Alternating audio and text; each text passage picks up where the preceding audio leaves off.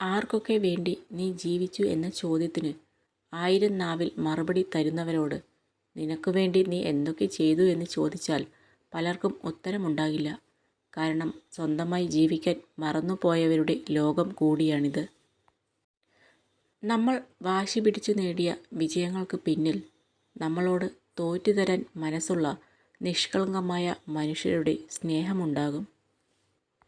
ജീവിതത്തിൽ ചെറിയ ഒരു റിസ്ക് എങ്കിലും എടുക്കാത്തവർക്ക് ഒന്നും നേടാനാകില്ല.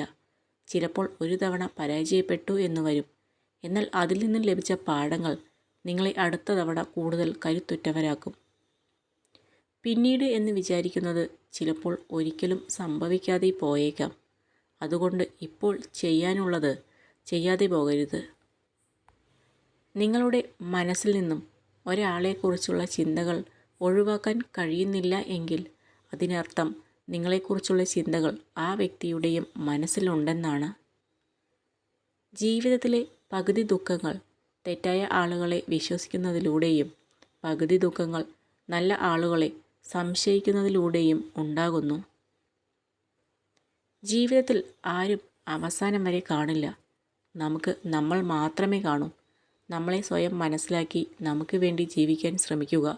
ആരും ആർക്കും സ്വന്തമല്ല. നമ്മൾ പരിചയപ്പെടുന്ന ഓരോ വ്യക്തിയിലും ഓരോ പ്രത്യേകതകളുണ്ടാകും.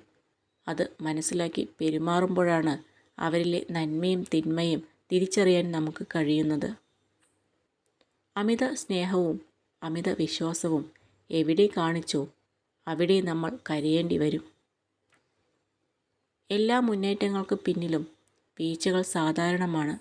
അത്തരം വീഴ്ചകളിൽ നിന്നുള്ള പാഠങ്ങളാണ് മുന്നോട്ട് വീണ്ടും കുതിക്കുവാനുള്ള പ്രചോദനവും ശക്തിയും നൽകുക. ഒറ്റപ്പെടുവാണെങ്കിൽ ഒറ്റപ്പെട്ടോട്ടെ. പക്ഷേ നമ്മളോട് മിണ്ടാൻ ഇഷ്ടമില്ലാത്തവരുടെ പിന്നാലെ പോകരുത്. അവർക്ക് വേണ്ടി നമ്മുടെ സമയം കളയാതിരിക്കുക. നമ്മുടെ വില തിരിച്ചറിയുന്ന ഒരു സമയം അവർക്കുമുണ്ടാകും. ചില നല്ല നിമിഷങ്ങൾ ഒരിക്കലും അവസാനിക്കരുത് എന്ന് നമ്മൾ കരുതും. ചിലരൊക്കെ എന്നും കൂടെ കാണുമെന്നും കരുതും. പക്ഷേ മനോഹരമായതിനൊക്കെ ആയുസ് കുറവാണെന്ന് കാലം തെളിയിക്കും. ആർക്ക് വേണ്ടിയും ആരെയും നഷ്ടപ്പെടുത്താതിരിക്കുക. കാരണം ഒരാളും മറ്റൊരാൾക്ക് പകരമാവുകയില്ല. ഒരിക്കൽ നഷ്ടപ്പെട്ടു കഴിഞ്ഞാൽ പിന്നെ ഒരിക്കലും തിരിച്ചു കിട്ടുകയുമില്ല. ഒരു പിണക്കം ഉണ്ടായാൽ ആദ്യം നമ്മളോട് ഇണങ്ങാൻ വരുന്നവർ നമ്മളോട് തോറ്റു വരുന്നതല്ല. നമ്മൾ അവരെ സ്നേഹിക്കുന്നതിനേക്കാളേറെ അവർ നമ്മളെ സ്നേഹിക്കുന്നത് കൊണ്ടാണ്.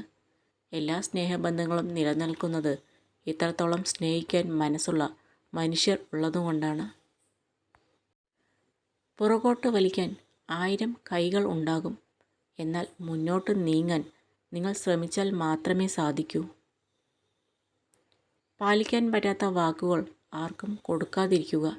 കാരണം നിങ്ങൾക്ക് അത് കേവലം വാക്കുകൾ മാത്രമായിരിക്കും. പക്ഷേ ചിലർക്ക് ആ വാക്കുകൾ പ്രതീക്ഷകളാവാം, സ്വപ്നങ്ങളാവാം.